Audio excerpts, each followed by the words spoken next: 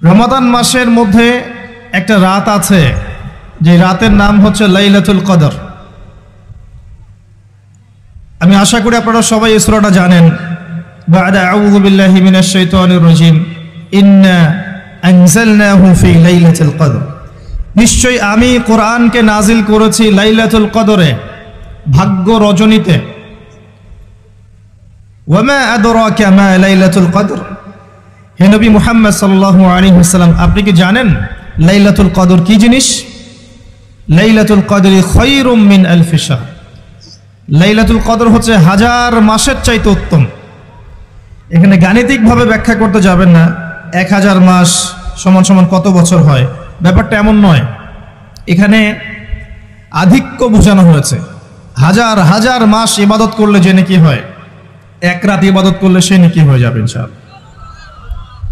এই রাতে কি হয়? স্পেশাল তানাজ্জালুল মালাইকাতু ওয়ার রূহ।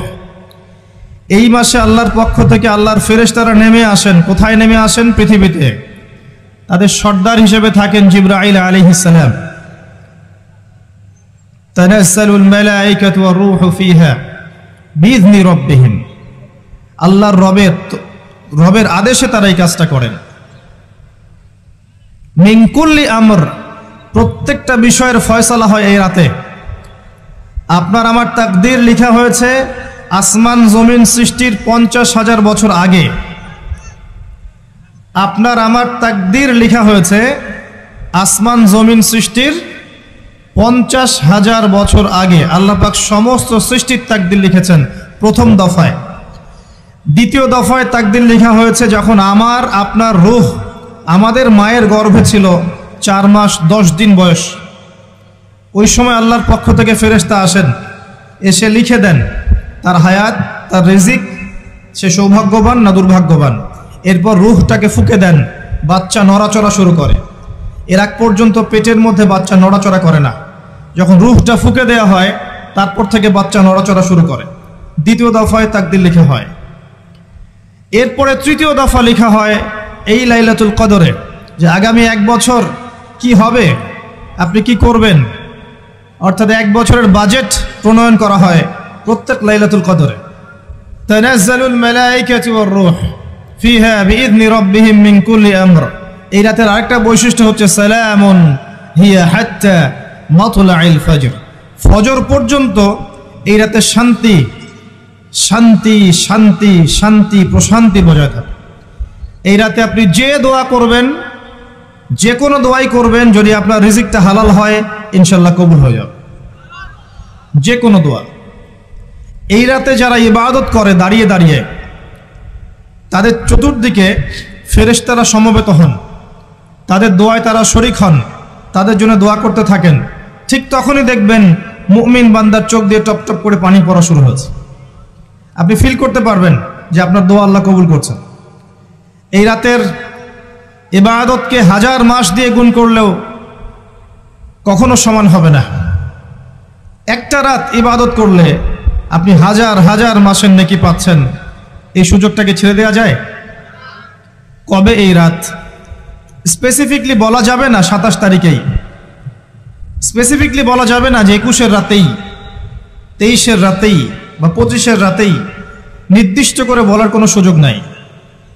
নবী সাল্লাল্লাহু আলাইহি ওয়াসাল্লাম লাইলাতুল কদর পেয়েছেন এবং ওই রাতে বৃষ্টি হচ্ছিল।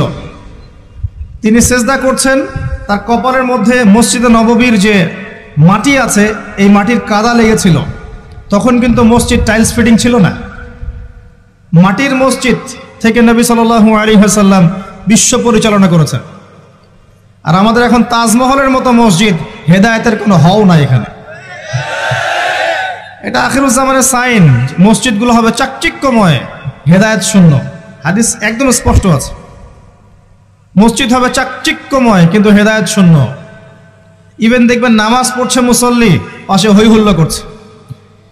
দিনের কথা আলোচনা হলে বা নামাজ পড়লে, কেউ কোরআন তেলাওয়াত করলে আদবের সাথে যে পাশে শোরগোল করতে হয় না, এটাও এখন বুঝাতে হয়।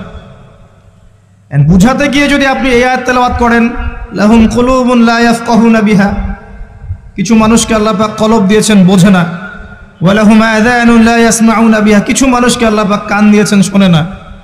ওয়ালাহুম আ'ইউনুন লা ইউবসিরুনা বিহা, কিছু মানুষকে আল্লাহ পাক চোখ দিয়েছেন দেখে না। উলাইকা কাল আনআম, এরা আনআমের মতো। বাল হুম আদাল, বরং তার চাইতেও নিকৃষ্ট। তখন কিছু মানুষের ইগোতে লেগে যায়। আচরণ কিন্তু এমনই। কোরআন যেখানে তেলাওয়াত করা হচ্ছে, নবীর হাদিসের কথা বলা হচ্ছে, সেখানে উঁচু স্বরে কথা বলা জায়েজ নেই। নামাজ পড়ছে একজন ব্যক্তি, সে আল্লাহর সাথে সরাসরি কথা বলছে, তার পাশে কথা বলা জায়েজ নেই। এমনকি নামাজরত ব্যক্তির পাশে কোরআন তেলাওয়াত করাও জায়েজ নেই। আমি কথা কি বুঝতে পারছেন? একজন ব্যক্তি নামাজে দাঁড়িয়েছে, আল্লাহর সাথে কথা বলছে, পাশে আপনি কোরআন তেলাওয়াত করতে পারবেন না জোরে জোরে। মনে মনে করতে হবে, করতে চাইলে মনে মনে করতে হবে। অনেক সময় মসজিদের ভিতরে দেখবেন নামাজ পড়া হচ্ছে, শোরগোল করছে। নবী সাল্লাল্লাহু আলাইহি ওয়াসাল্লাম বলেছিলেন, আখিরুজ জামানে, তিরমিজিতে আছে হাদিসটা, আখিরুজ জামানে ইসলামের নামটুকু থাকবে, ইসলামের প্রকৃত বিষয়গুলো থাকবে না। কোরআনের মাসহাফ থাকবে, যে মাসহাফ, কোরআনের মাসহাফটা থাকবে, এর শিক্ষাগুলো থাকবে না। মসজিদগুলো হবে চাকচিক্যময়, কিন্তু মসজিদ হবে হেদায়েত শূন্য। আর চতুর্থ লাইনটা আরো ভয়ঙ্কর।